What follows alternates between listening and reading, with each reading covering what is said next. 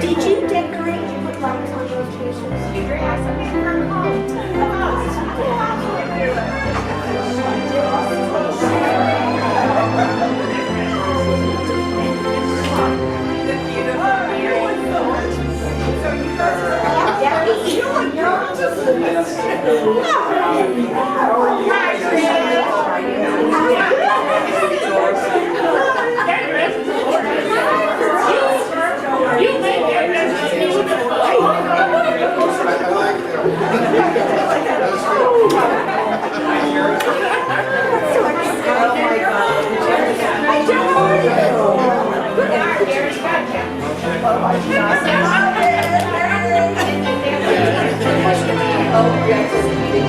That's right. He was telling me. Oh no.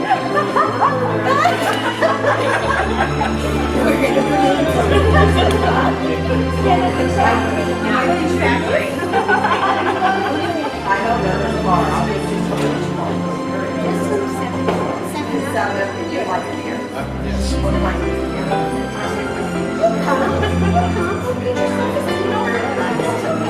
The bar's not ready.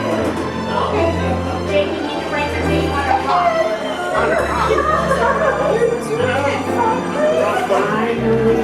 I'm tired.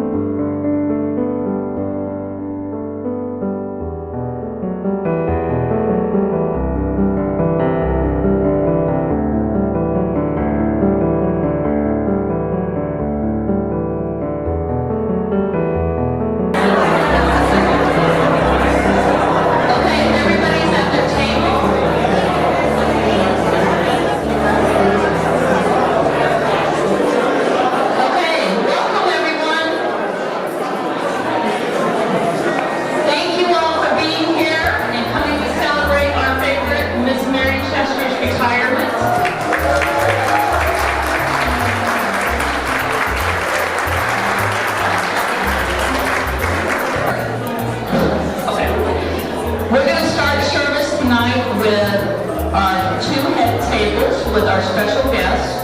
We're going to follow that with everybody who is in the Student Services Department at the district office, who all did an incredibly wonderful, beautiful job organizing this evening.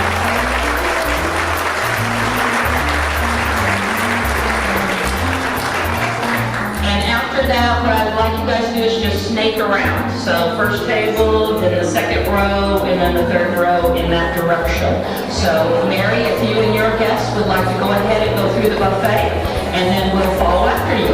Everybody enjoy your meal.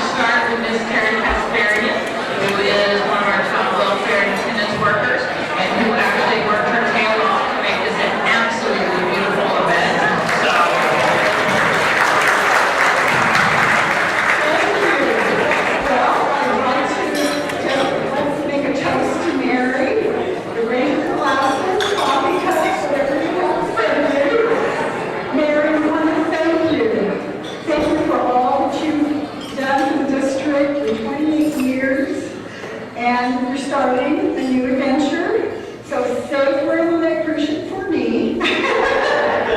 So we want to just say congratulations, Mary.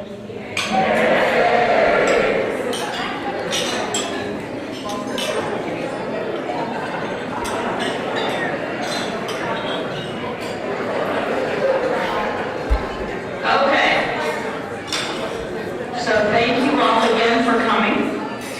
We wanted to start the evening you with a couple of things we wanted to ask you to do. Whenever you came, if you didn't sign in at the guest registry, please try to do that before you leave with your name and address, because Mary would love to have that with everybody who is here. So many friends, family, and people that she loves and cares about. If you did not also sign a stone, as those of you who know Mary know that she absolutely loves rocks. She's collected them forever, and so there are stones all in the back for you to put your name on and put in the basket for her to take home. Also, we have a message in a bottle. So if you didn't get a chance to write a message and then basically roll it up and put it in the, glass container in there for your message in a bottle, please leave those for Mary as well. I know she'll treasure them for years to come. So any of those things you didn't get a chance to do, please just make sure you do it before you leave, because she'll really appreciate it. What I'm going to start with this evening is actually a letter from a former student of Mary's who is not able to be here tonight, that really says the things that I think so many students would be saying if they were all able to stand here tonight and talk to Mary, because she's made such a difference in so many people's lives. So here's the letter. Mrs. Chester, I am really sorry that I could not attend your party. If anyone deserves a celebration, it's you. I had the opportunity to meet Mrs. Chester when I was going through a very hard time in my life. She is the very first person that taught me how to kill somebody with kindness. She has the kind of aura that can bring you to your highest spirits. Mrs. Chester is the type of person who really puts herself out there to help others and does not expect anything in return. She is a very rare type of woman. Her smile and her contagious joy she brings to everyone she meets. There is no one more deserving of this moment than Mrs. Chester. She's inspired me to never be afraid to be who I am and to accept myself as I am and to put a smile on my face if anyone told me different. Mrs. Chester has inspired courage, drive, and kindness in me that I still carry with me and implement every day of my life. Mrs. Chester, you are one of the very best people I know in the whole wide world, and this world is such a better place with you in it. I say this because for me, and I'm sure a whole lot of other people feel the same way, that I learned how to be the best I could possibly be thanks to you. If you were a star in the sky, you would shine the brightest, and that's just a small piece of how I can demonstrate what you mean to me. You are the star that never stops shining, and I love you. Congratulations. This is from a former student who just graduated from the University of Arizona, Terrence Carlton.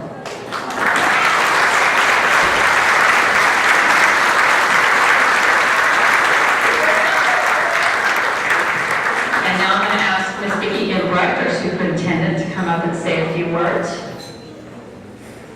I wish I had many more letters like this to read, because I know there's many students out there with all these same thoughts and feelings for Mary. She's really touched a lot of lives. Thank you, Kathy.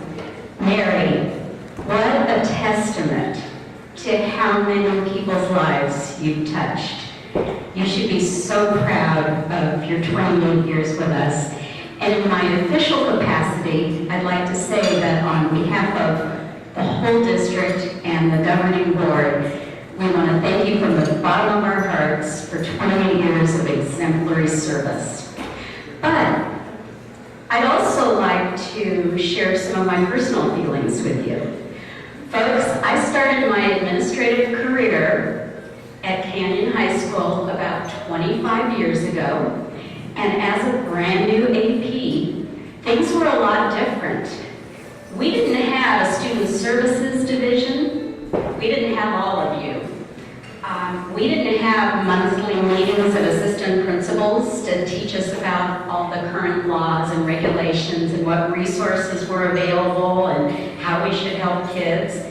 We didn't have any of that. The way I learned to be an assistant principal and help students, the way I learned that fine line between tough love, loving each student and helping them to realize their potential, but not putting up with any of their guff, that was Mary Chester. And I thank you again from the bottom of my heart for how you helped me to see that having high expectations for kids and never selling them short was the way that we could really help keep kids on the right path. So thank you very much.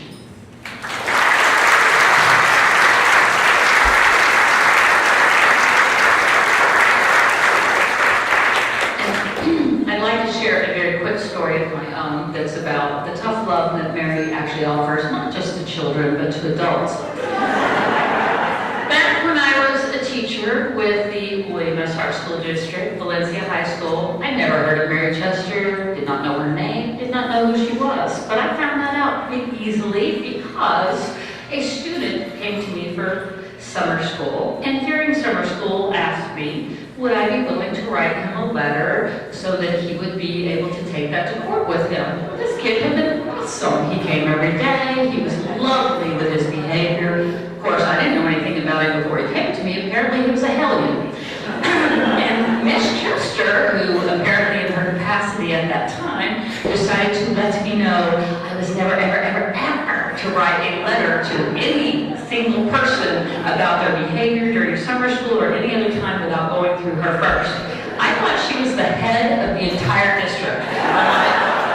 So here I am today, her boss, but seriously, more like she's my boss, but you know, we have a little different arrangement, but that was my first interaction with Mary, and actually was the only person in this district ever to this day who made me feel like, oh my God, I do not know what I'm doing, I'm totally screwed up. And anyway, and she's been lovely to work with ever since, even though initially I was like, ah.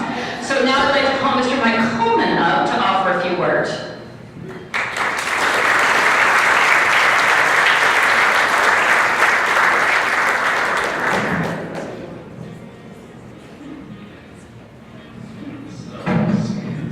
Tell my first Mary Chester story. And it's a little similar to some of those we've heard already. When I was a brand new assistant principal at Canyon High School, I was assigned to one of my first important IEP meetings, and it was with a guy by the name of Mr. Sweat. Now, that's not the real name of the parent involved, but that's what happened when you mentioned this person's name, because he was the kind of guy that was known for having some colorful language, making his demands known, and we actually had a planning meeting in preparation for this IEP, and talked about who's going to be sitting where, who's going to be taking notes. And of course, me being the new guy, I got the infamous role of leading the meeting. And I think they saw the look on my face when they offered to me at that point, it's okay, because Mary Chester will be there. And at the time, I had no idea who this person Mary Chester was, but I know a little about Mr. Sweat, so I knew exactly, I was picturing this 6'8" triathlete walking through the door of the IEP room, casting the shadow across, and much to my surprise, this petite little woman walks in, officer handed Mr. Sweat, and I remember this meeting, I don't know if you remember this, but Mr. Sweat pulls out of his bag a tape recorder, puts it on there and says, I'm not going to have this meeting unless I can tape record it. And Mary says, well, that's our meeting for today. Thank you, Mr. Sweat.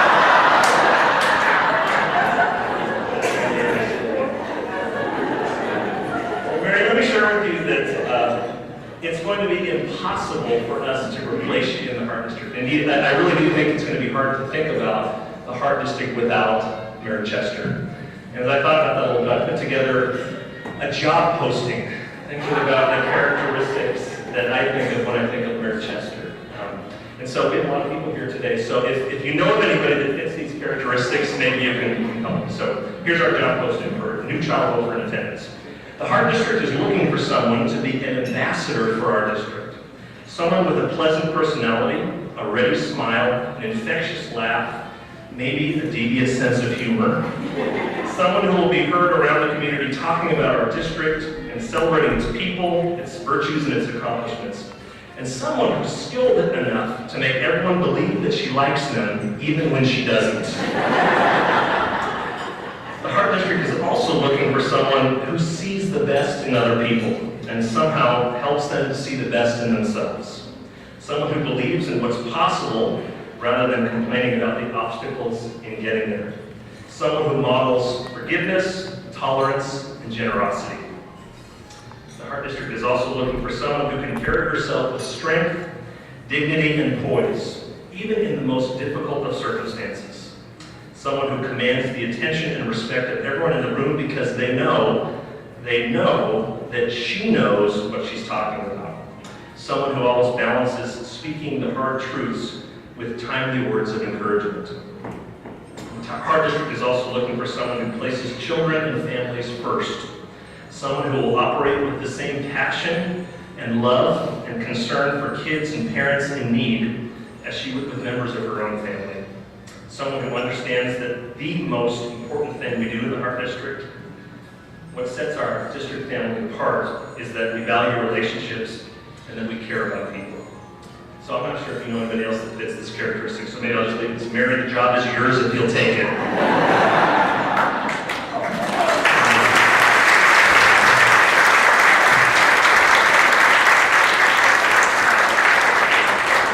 I had to finish just with this, that here we are on the eve of a presidential election. Okay, so don't worry, I'm not going to talk politics here, but some of you may know that Mary has a passion for politics. In years past, this was the season for inspirational prose. Some historically memorable speeches emanated from this inaugural session. You remember things like, ask not what your country can do for you, but what you can do for your country. And something tells me that we may not be in store for such ennobling prose this time around. So to conclude, Mary, since I know you enjoy this, I'd like to share some words of encouragement from our presidential past. See if you agree that these words apply to Mary. From President James Garfield. There are men and women who make the world better just by being the kind of people they are. They have the gift of kindness, or courage, or loyalty, or integrity. They teach the truth by living it. Or, Dwight David Eisenhower wrote, what counts is not necessarily the size of the dog in the fight, it's the size of the fight in the dog.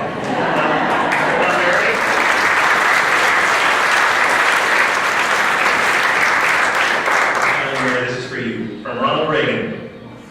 Live simply, love generously, care deeply, speak kindly, and leave the rest to God. Congratulations, Mary.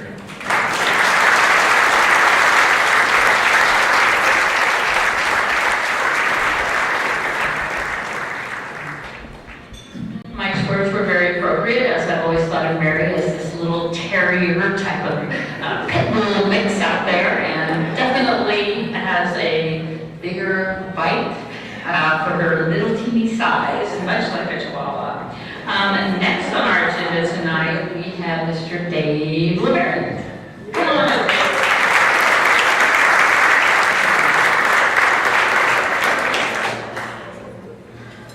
Well, good evening, Mary. As I was asked to speak tonight, I thought, how can I frame this in a way that will make sense and kind of put things in context in just a few minutes? And what I want to share is really the stages in my career in the Heart District that I met and worked with Mary. And you'll see they fit in real well with what you've already heard: tenacious, the pit bull, the focus, it's children first. My first time with Mary was 26 years ago. I was a brand new teacher in the Heart District, and Mary and some of her peers were going over and giving us lectures and trainings at Canyon High School. I was part of a group of teachers hearing her speak. And as she's talking, I'm going, man, she's sharp, and she's pointed. I mean, she really is clear and just this consistent. And I would hate to be those kids she's trying to straighten up, because she's going to get a hold of them. And that's my first interaction with Mary. Time goes by, and I become an AP at Canyon High School, and my relationship with Mary changes tremendously, because now I'm working with her one-on-one, working with students. So no longer am I part of a group hearing her lecture and me kind of assuming some things. Now I'm working with her in my office, my small corner office there at Canyon High School, with these students. We're talking with homeless students, we're talking with addicts, we're talking with students who are failing out of school, kids who were truly making poor decisions. And what I saw at that point with Mary was her love and her concern and her drive truly helped these students. She was driven to it, and she did what was necessary to take care of that. A couple things happened, opportunities too, that came about at that time as well. One of them was home visits. It was nothing like a home visit. Mary Chester and Deputy Pat O'Neill. It was Mud Jeff. It was good stuff. I mean, many times I would just sit back on the wall and listen to Mary and Deputy O'Neill educate the parents on what should be happening, what should be happening. And I said to them, wow, this is pretty cool. I was a third person, but really neat things. And probably the most important person I've ever met in the world, I met through my interaction with Mary. One of the things as APs we got to do was serve on the SAR boards. And I was a chair one time to start with Mary, and we had a meeting with the family, and it was time to say goodbye to them. And I was introduced to the And so the AP had to shake the hand of the Queen of England. And the first thing I did after I shook her hand was walk to the bathroom and wash my hands. A very unique family. I became a principal for a few years and really didn't interact with Mary a whole lot at that point. Recently I'm now at district office as district administrator. And I now see Mary at the district level interacting with people, really pushing and being vocal advocates for families that need support, pushing us in conversations about our policies, about our practices, and truly conveying what she thinks is important for the people around her. A couple thoughts, I put all this together, I thought, really, what is it, as I look over those 26 years of Mary, what comes to mind as far as qualities of Mary that I think are really noteworthy? And there are 4 I came up with. The first one, 4 good.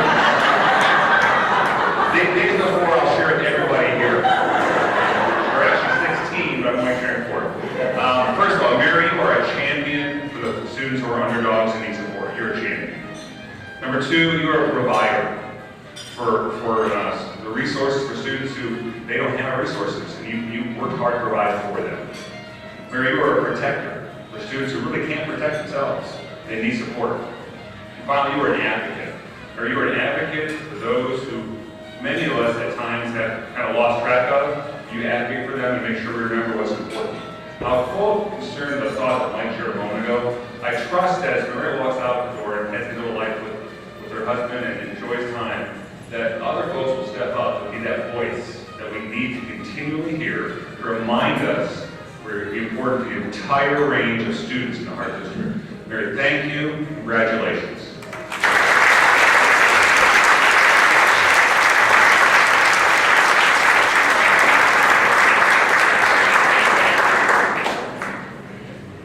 Thank you, Dave. And next, we have somebody you all know and love, Mr. Richard, even Stephen Freifeld. Come on.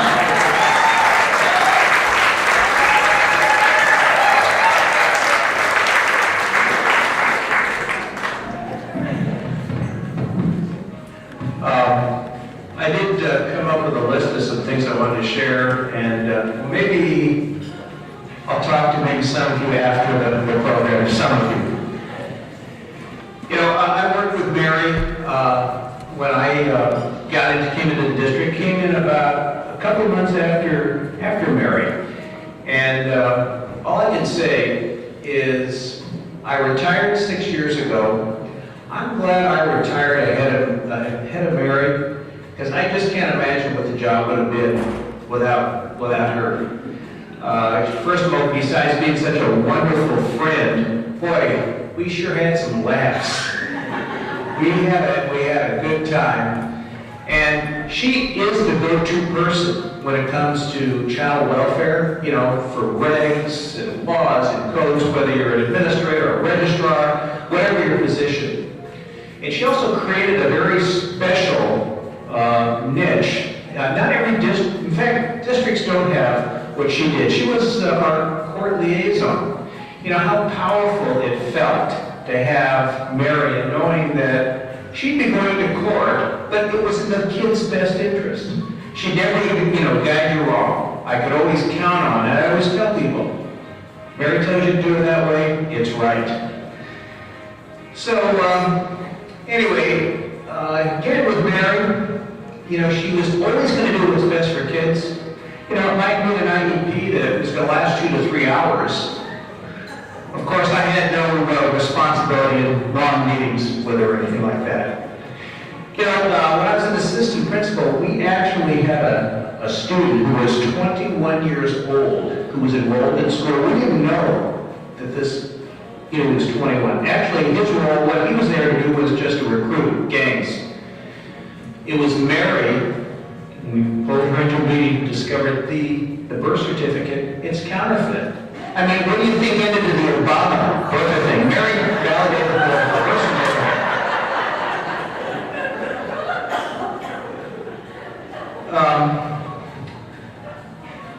She loved these kind of kids, actually. These at-risk kids. I always say, Mary, you like these kids best, right? And she'd go, yeah. I almost got to the point, I worked with her for so long, I could imitate Mary. you know, her voice, what it sounds like. You know, like running things by her and saying, yeah, hey Mary, you mean Ed Code 48900 will allow us to suspend for such and such, or we can, she'd go, uh-huh. We can get the parents to school, uh-huh.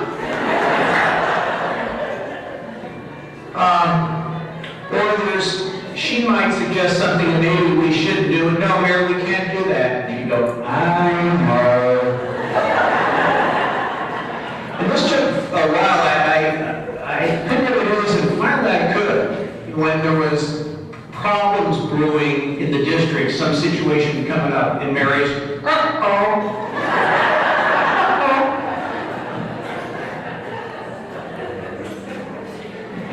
We had so many countless situations. There was one time, there was a student enrolled in one of our schools, and this kid was big trouble. I mean, everybody, district, office, administrators knew about it. I mean, in a climate where you're really concerned about safety, the school is really worried. So they bring Mary, you know, what do we do? I said, well, let me send Mary over. So here's this kid, I mean, and everyone was, you could just see the concern. And Mary's sitting back, and all of a sudden the kid starts, you know, also doing gang signs. Mary hadn't said anything yet. As he's doing this gang signs, trying to intimidate everybody, Mary sits back and says, put your hands down. You're a weenie.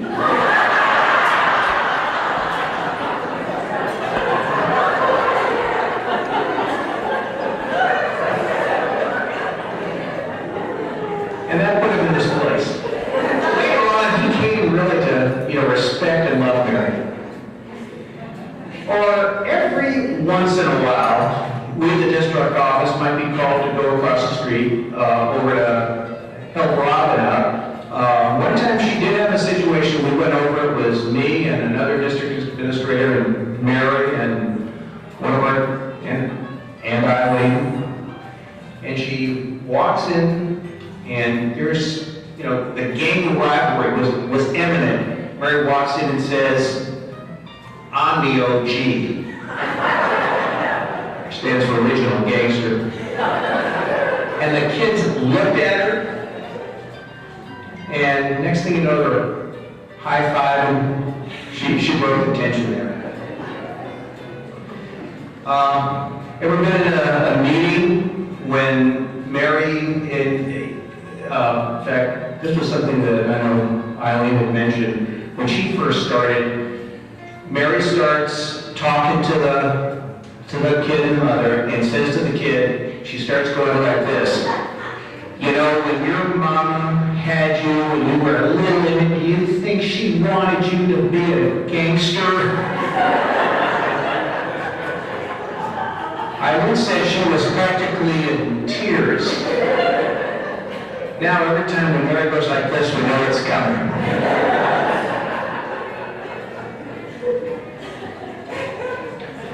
Or the time they were on a district business, some kind of home visit, but they had to follow.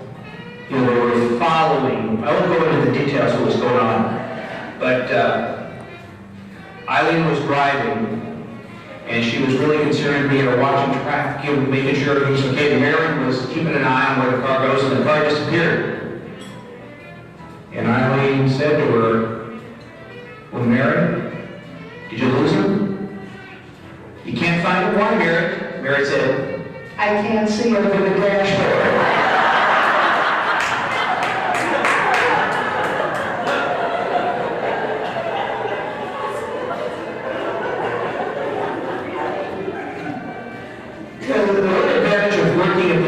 Office is you do get to go out to lunch once in a while, and we do that to celebrate.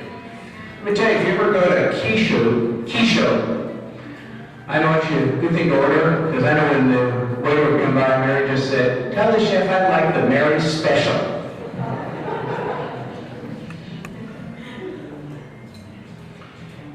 Mary seemed to always appear, you know, on school situations, including at the school site. Like the time Mary was in the office and this girl came in and said, told us about these two guys were going to get into a horrible fight. They almost just did, and it's going to be horrible.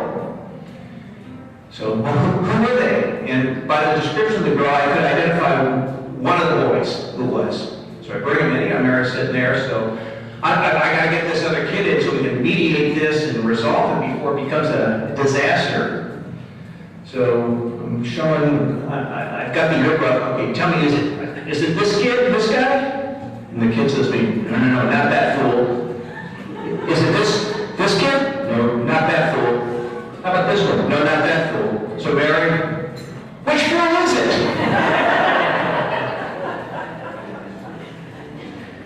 You know, there isn't anybody better at what she does than Mary. Nobody can top it. And it's that, you know, that personality.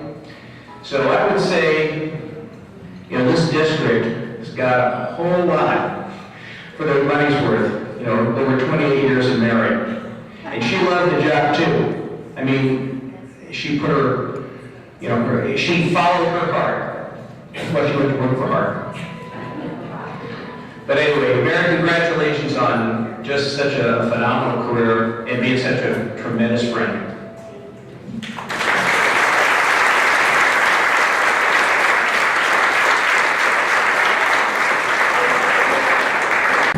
Thank you, Richard. And next up, we have Mr. Detective Dan Finn.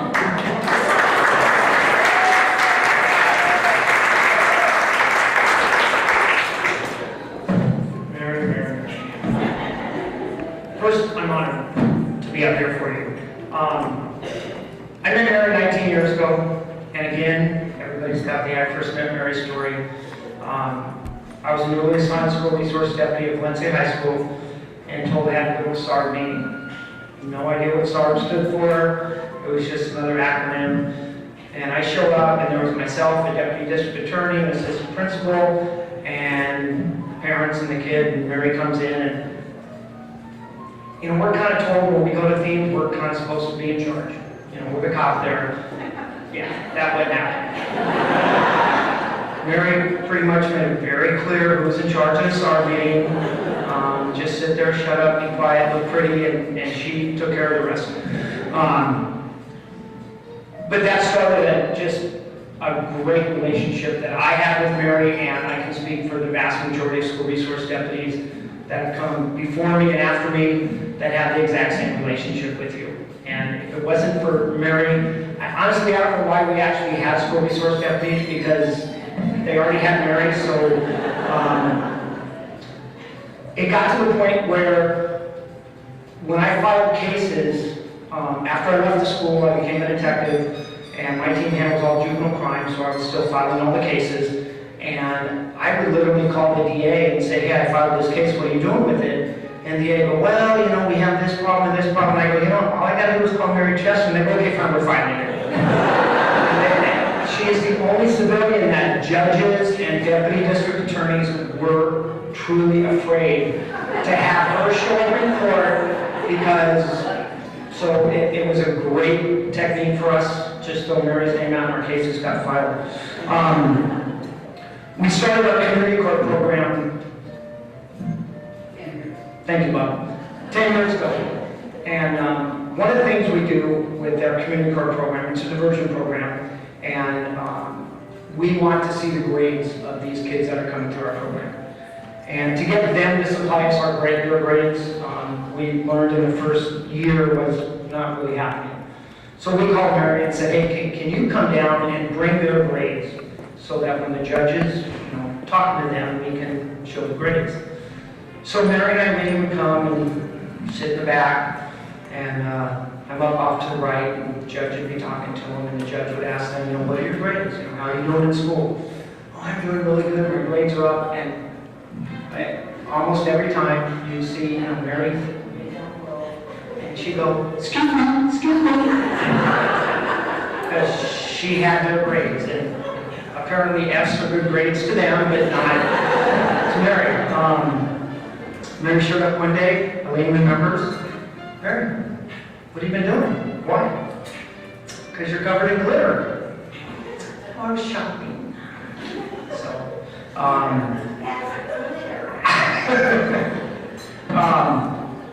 again, it was a joy to work with you, and Joe, my condolences in retirement now.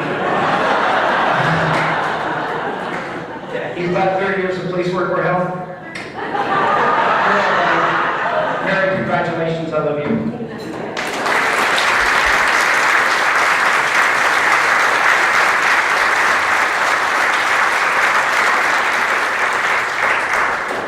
Next, we are honored this evening to have a guest who came to us from a ways away anyway, Mr. John Crinkle, former principal of Rio Norte Junior High. Come on up, John.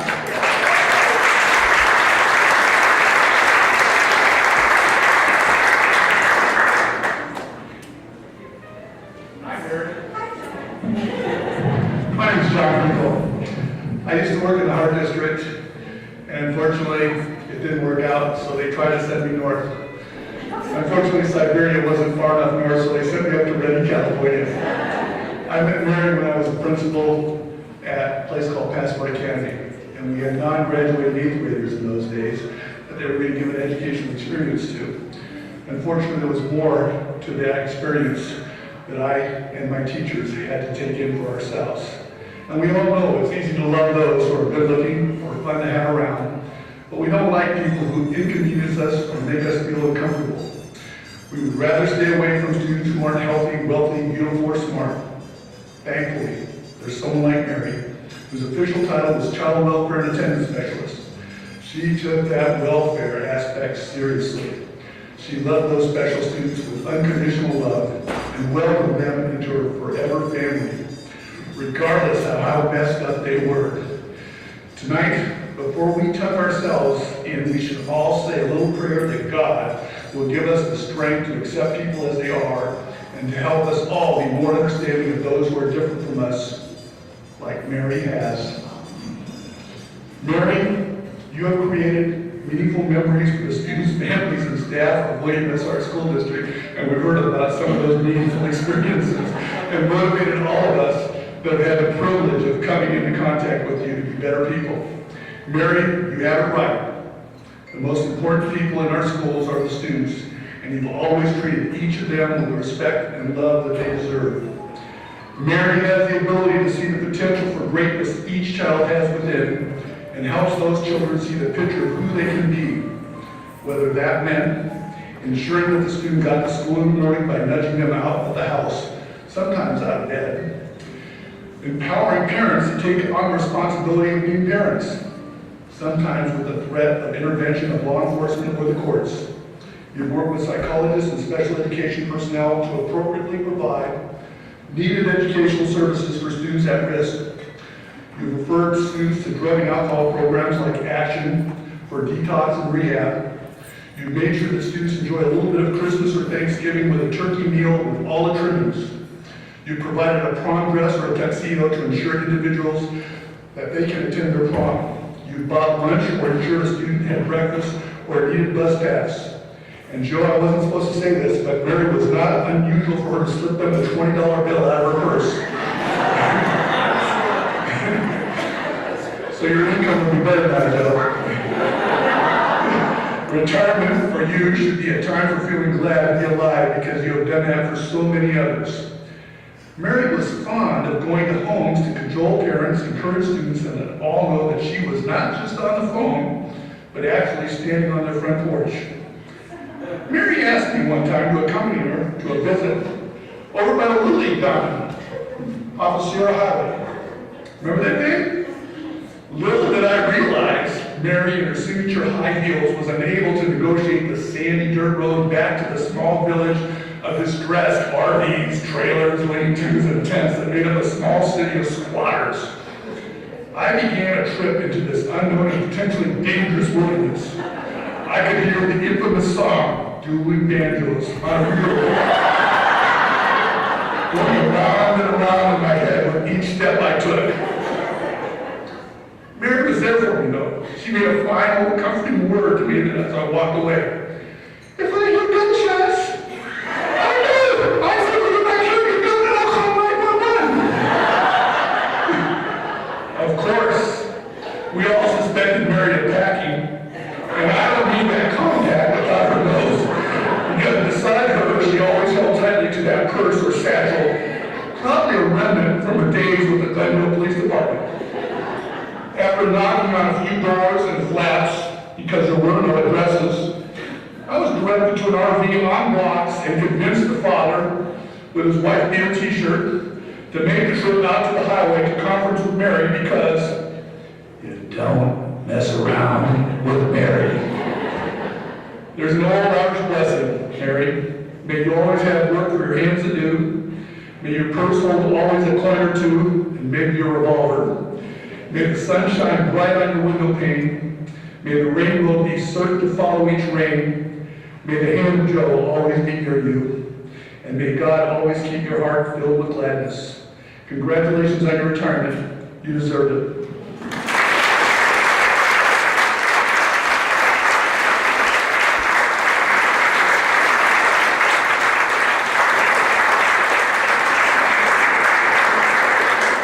Thank you, Mr. Krinkle. And now we have a very, very special friend of Mary's, Cece, who's going to come up and say a few words.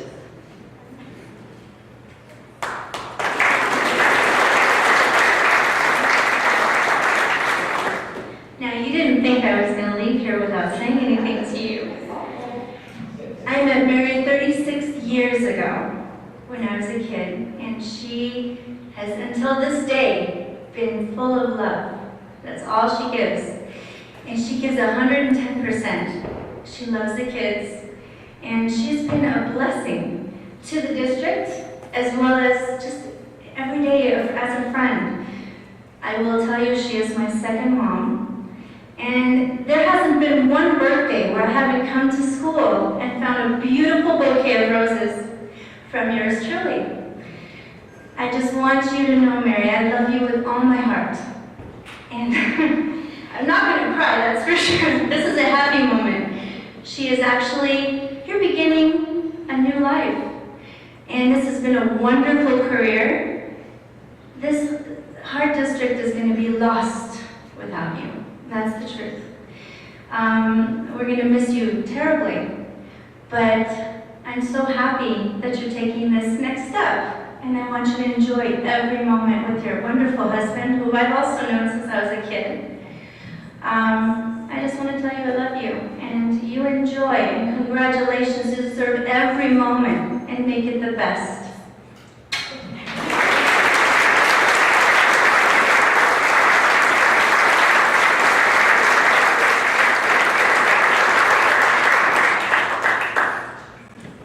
Thank you, Cece. And now we have Mr. Kerry Quashman to come on up for us.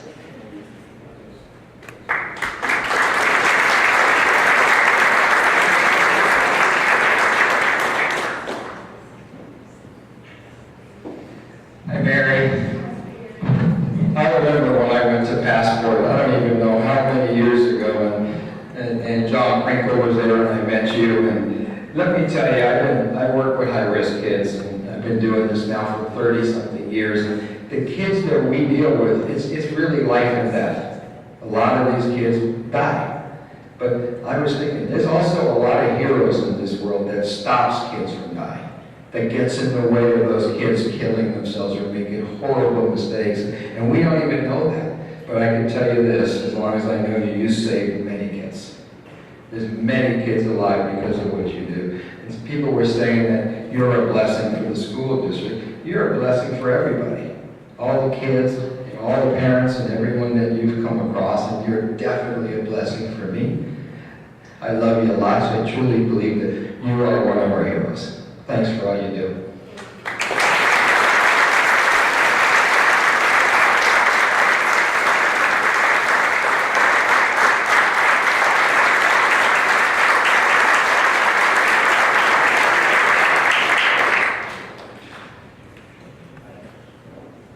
Thank you, Carrie. And now, last but not least, I would love for Cindy and Nancy and Eileen and Beverly and Terry to come up. me that look.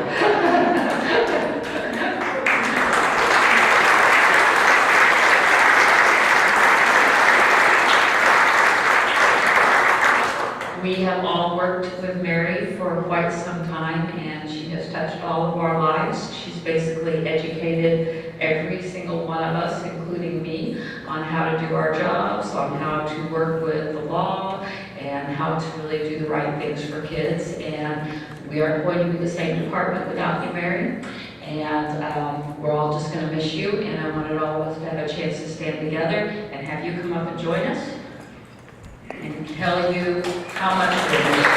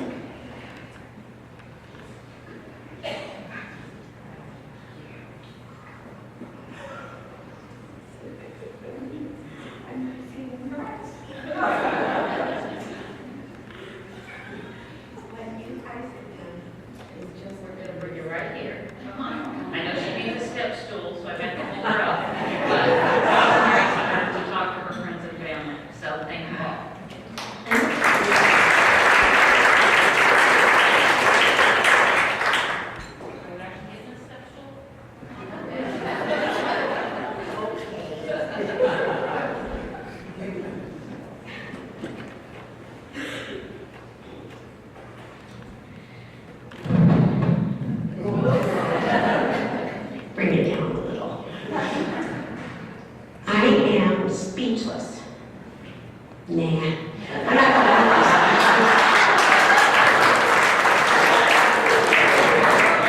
You know better. I have to tell you though, I would not have ever imagined how grand a celebration this has been.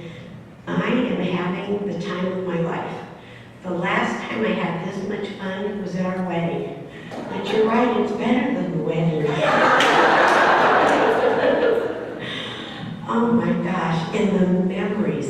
Everybody in this room, I adore all of you. There are stories still, there were like, the story, Richard, that kid that wanted to kill his mother, and we enjoyed asking him about it.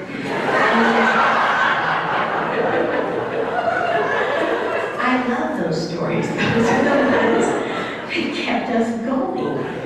It's like, he really hates her. Should we ask him? You want to kill your mommy? Here it is. See, we're right again.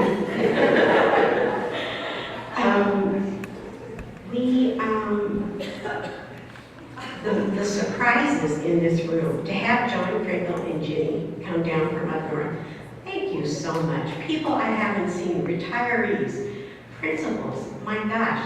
It was really cute because Bonnie, who is the videographer, she goes, these people are grouping. I said, oh yeah, that's what they do. Those are the high school principals, they're the junior high principals. And there are just so many wonderful things that had just occurred recently that I find funny. These just little tidbits of things. Last week I was calling Sal Frias. And so I called Golden Valley and the student answers the phone. And I said, I need to speak with Mr. Frias. And she corrected me. She goes, that's Freeze.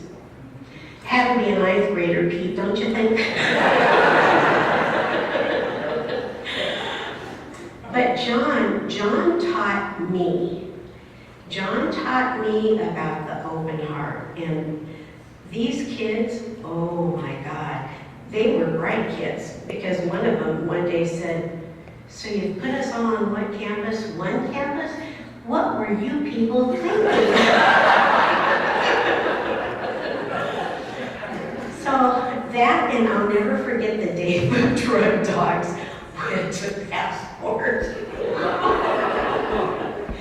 The big doggies both crammed themselves underneath a side table and wouldn't come out.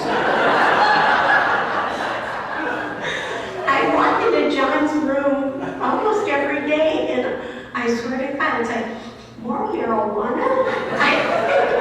We were getting high just from when he was recovering. But one of the funniest passport stories was one day when John wasn't there, and so administrators from the district had to go and basically, babysit the kids. But they had heard so many horrendous stories. I've never seen fear in the eyes of people before like that. As a matter of fact, one of the people, if he could have stepped backwards and fallen down a hill, he'd have been happier than be right there on that campus with those kids. So Bowman people are cracking up. You know where they ended up? And passport, that people actually stayed there during those first few weeks. There was no running water. There was no hot water once it was running. There was no electricity. School ended at, I guess, like one day, 2:30, boop, everything went dark, we're done. That's it, no more electricity for you. And then we had, but those kids, we really worked with them. I got angry because they were doing horrible things up there, and they were taking advantage of it. So the one thing we really learned is that these kids had no role models. They didn't have anybody older that they could learn from or how to behave. It's like, we're all losers, so let's do it. And they did the best they possibly could. But then we started, I marched around from classroom to classroom and told them, you have an opportunity here. When have you ever had an administrator at your door coming into your home at night, talking to your parent and wanting you to come to school and inviting you to come to school? Where on earth would that administrator take his car and actually pick up one of those parents? That's when I decided I was never sitting in the front seat again. I told John, until that gets fumigated out, I'm not sitting in that seat. So anyway, his sons became very good auto thieves, actually. We've had a whole bunch of those. Huh, Robin? But, you learn. I mean, every day, I learn something new. The training never ends. The things just get a little bit twisted, and I thought the one story that Mike Coleman might tell was the one where we had a kid threatening, to kill people, and this was, high on the list of let's find them and get them and see what we can do to help them. And I let that mama have it because he's been playing paintball for years, shooting at people. It's like, oh, paintballs, okay, so I'm done with the color. Let's shoot the real stuff. So yeah, those are, it's not okay. It's not okay for parents to send their kids to school and they don't behave. I liked being able to tell a parent in the SAR meeting, you're going to go to school now and your job will be to watch your child and make them behave. Unfortunately, that didn't work out so well. Pat Kingery, where are you? Pat called me and she said, please get the mother out of here. She said, it's not working well at all. Her kid's on task, but she's getting everybody else off task. Get her out of here. So I guess Mama needed to recuperate from that. And the next thing is, Dave LeBaron's finding her on campus smoking pot. And then she was escorted to Vicky's office, where she was expelled from the site. It's like, that's something weird happened there. That's not how that was supposed to go. My heart is full of love for all of you. And that was before today. That was before all of you were here. I figure now that I know people love me, I'm not going anywhere. But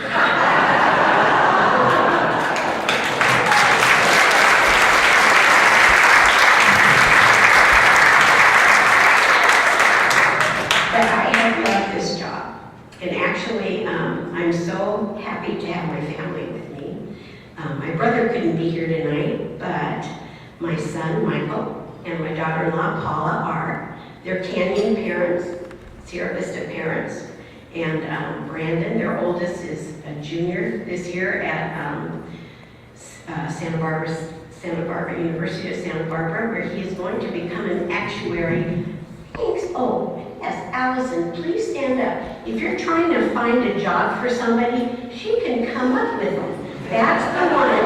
It was Allison who found actuary, and Brandon knows it was you. So, anyway, but my family is here. My husband, Joe, poor thing. He used to be my boss. He was my sergeant.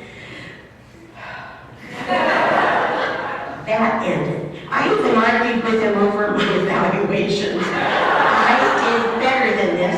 You're not giving me an excellent because we're boyfriend and girlfriend.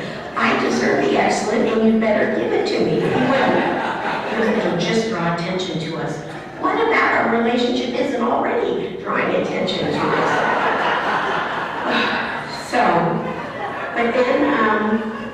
So I left the Glendale Police Department and thought, I'm just gonna hang out in Santa Clarita, I guess, and be a mom. And then I went and got my hair done one day, and my friend said, you know, my sister is leaving her job for the school district. Do you think you'd like to work with kids? Okay, I've been working with them stealing stuff in the Glendale Galleria for years now. I'll work with kids. How many truants can there be in Santa Clarita? 10, 20? All the kids I know go to school. Oh. That day, the job was closing, and the very next day, I had my interview, and Joe asked me when I got home, he goes, how did it go? I said, you know, I met with Dr. Weber and with Janelle Blumhoff, who will be my partner.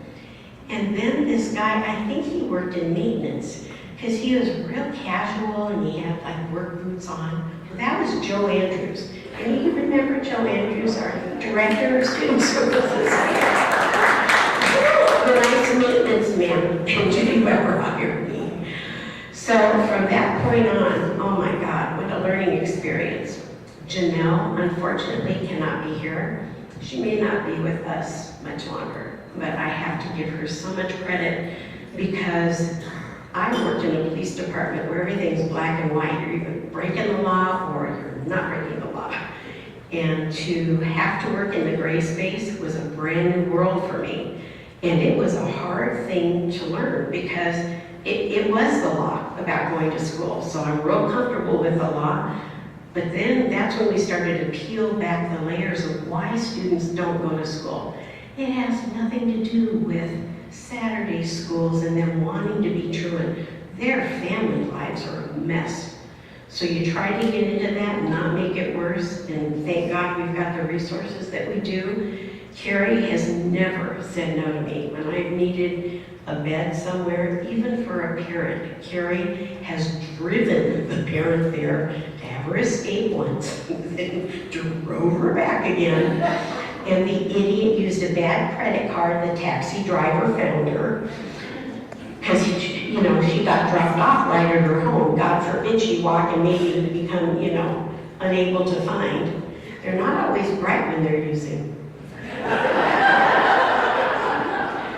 But anyways, the resources are incredible. We have social workers now and interns and doing a marvelous job. I've never seen so many resources in my entire life. And it's like, I know there's an endless list of these. When do we get to start giving them to the families? We're going nuts. Can I have a bed somewhere? But anyway, I love my job. And one thing, my cousin Sandra is here. She was my maid of honor in my wedding. And her beautiful daughter, Alexis, is here. And many of you know Alexis's story because she was such a precious, fragile baby for so long. She weighed 1 pound at birth. Her daddy's ring slid over her arm back and forth. And unfortunately, Jim can't be here tonight because he's receiving an award. He works, is it Centinela School District? Yes, Centinela School District, and he's being honored by the mayor and in a city council meeting, and so I figured that's where he should be. But my Sandra came here tonight. But because she also is a retired educator, we talked a lot about our jobs, and the one thing I remember her saying was, I've never seen anybody love their job like you do. I've never seen anybody wanting to go back to work like you have. What is it? What is it about your job? And, you know, really, the district gave me the freedom to do what worked, and sometimes what we did didn't work, but we didn't give up, and we kept trying over and over again. You know, I just noticed John Kerwin and Marlene Kerwin. Marlene was one of the first 3 psychologists that I got to meet. When I found out I was going to work with psychologists, I thought, oh crap, they're gonna find out something's wrong with me.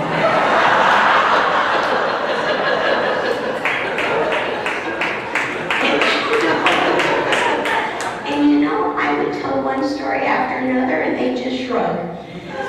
So each and every one of you I know has a story. My guests at this table, we have, I'm so thankful, and I know I've told a lot of people this. When Artie Thompson moved into my neighborhood, I could not have been any happier. Unfortunately, he brought his wife and his 3 daughters with him. So they are such good friends. They're with us. They're the only girls that Annie will even go to if she can find you in your little blindness. But they babysit Annie, and she's a picky little dog at 15 and a half. As soon as little Annie's gone, Joe and I may actually have a life. But we're so darn attached to her that we'll probably be grieving for a long, long time. Mike Earhart, you were one of the first who got to work with us. I just now spotted you. He was there when our office was the Learning Post. Learning Post had the 2 bungalows, and then we had the corner bungalow at Dalby. And it was so interesting watching the drunks in the park, and I thought, I might as well join them. Do you women remember those stupid legs, those hose that you come in an egg, and you try to put them on, and they're determined to become the egg again. And then right back down to their original size.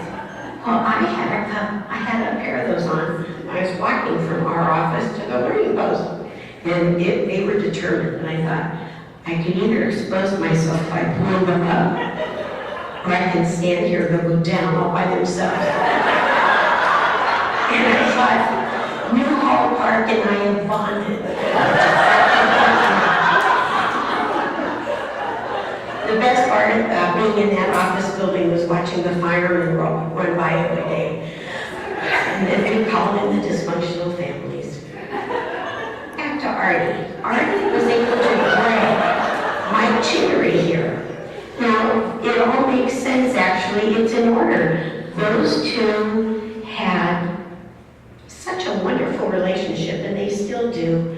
Joanne, I know. At least he lets you come to things like this. Mike is unique. Mike did things that frightened me sometimes. Artie was so gentle and loving. What's that? What's that again, Artie? I'm still employed. Yeah, you're still employed. They did get rid of him. Still give him a scooter. Here's your new job. But we got kids to school, you know. Their methods were 100% apart from each other. Nothing similar at all. But the end result is all that mattered. And I think that's pretty much the way that we operate in this district too. We all have our strengths and our weaknesses. What's great about the School Attendance Review Board is we all know each other and know what our strengths and weaknesses are. And so it kind of, you know, there's like this tide that comes and goes, the ebb and flow. And one of us, you know, bad cop, good cop, the parents will say that, and it's like, no, it's all bad cop. It's all good cop. We're trying to help you get your child to school. There are SARB chairs in here. Dave LeBaron, Rich Obar, Richard Freifeld. Yeah, you guys, awesome SARB chairs. And there was a way that Rich Obar would talk to the parents that I loved. It was, when you would ask the parents, how can we help you to get your child to school? I thought, oh, that's ingenious, because their goal is to have us take the children. Could we, it's like, well, you can have them. No, thank you very much, I don't want them. I don't know how you raised them to be like this, but I don't want them. But then to hear success stories, like Mr. Carl's success story. Oh my God, talk about a child that nobody thought was going to make it. And Eileen was the one who masterminded that, and he has stayed in touch with you, and that he has graduated, and the mother who had cancer like 10 years ago is still alive, because I don't think she ever had anything but a desire to be more important than her son. Thank you so much, though, for sharing. The teen court, the community court, probation, oh my gosh, you guys are in great hands. You don't need me. Every piece that's supposed to be put together to help kids is there. And I love all of you. I want to make sure I didn't miss anything. I am so grateful. God has blessed me. I thought, when am I going to retire? And Joe kept asking me, he goes, what are you waiting for? He goes, my clock isn't getting any healthier. Don't you want to retire with me? And I thought, I really do. It's been a long time that we haven't been able to really spend a lot of time together. Everybody knows about our mammoth trips in the summer. I'd love to go back up there when the wind is cold and the leaves are falling and they're in different colors. And I think that that's what we're going to do. We may leave Annie out in a pile of leaves, but no, we've got major guilt going on. I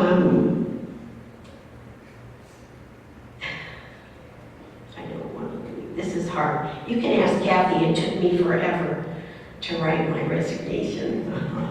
I didn't want to write it, but I hope you know that I have always had your back, and I've always felt that you have had mine, and I'm not doing anything. There was never anything personal in anything I did. It's always about the kid. And so I really think we've all done good work together. I've always been so proud of working for the Hart School District and representing all of you no matter where I am. So I wish you all a beautiful future. I'm not moving anywhere. You can find me in Santa Clarita. Believe me, the children do and their parents do. I recognize you. Thank you all so much, and to my office staff, I love you.